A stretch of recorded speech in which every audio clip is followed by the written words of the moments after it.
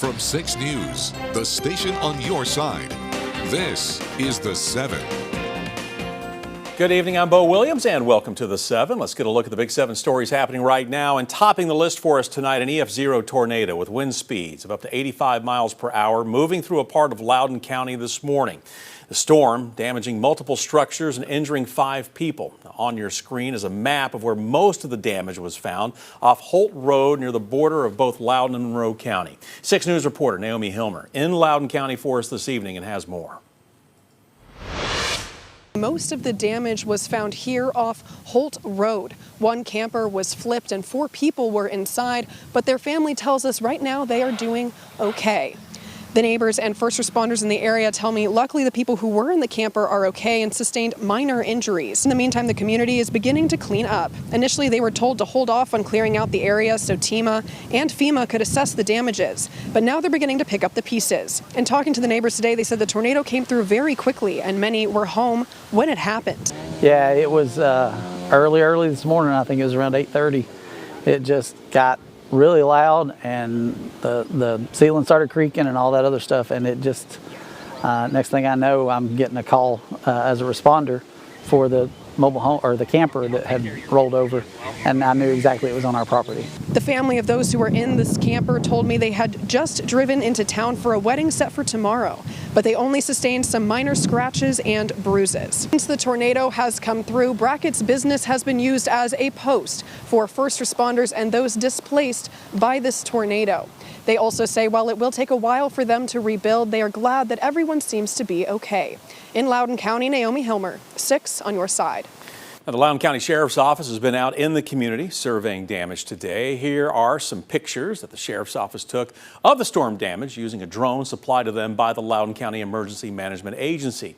With it, they spotted damage along Moontooth Drive, Oakland Road, Stockton Valley Road, New Hope Road, and as we mentioned just a short time ago, Holt Road. Now, the Sheriff's Office says its thoughts remain with those affected by this event.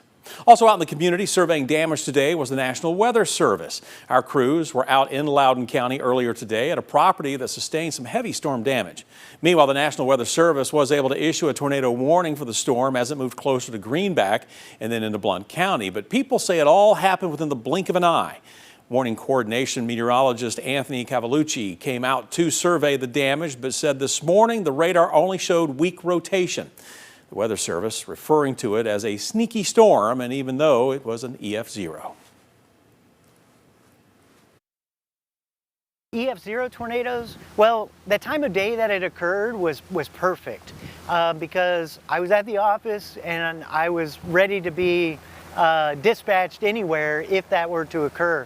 Oftentimes we get late afternoon or evening thunderstorms that delays our time out here. So if it's dark, I can't see everything I need to see, so I need to wait. So this was kind of a unique opportunity to get out here shortly after the damage occurred. He continued to say that there is some roof damage to structures, campers rolled over several times, big trees that were uprooted, all done by that 85-mile-per-hour wind. All right, elsewhere, new developments tonight as the superintendent of the Richard L. Bean Juvenile Detention Center announces that he is stepping down. Richard L. Bean says that he will retire on August 1st, noting Mayor Glenn Jacobs' public loss of confidence in his leadership prompted the decision.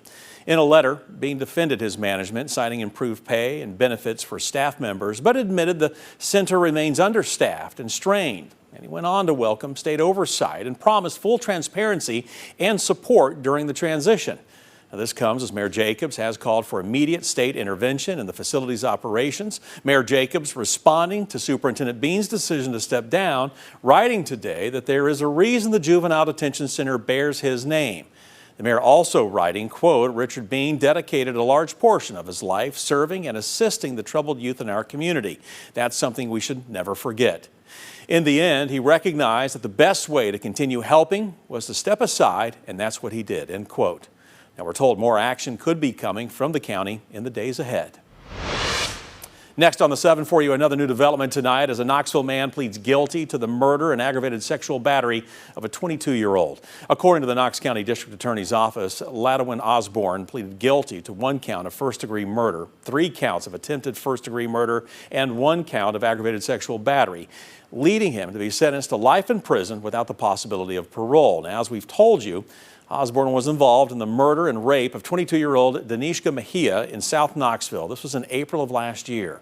Mejia was found dead in a home along with 2 other gunshot victims. Osborne was quickly identified as a person of interest after Mejia earlier had reported that he sexually assaulted her just hours before her death.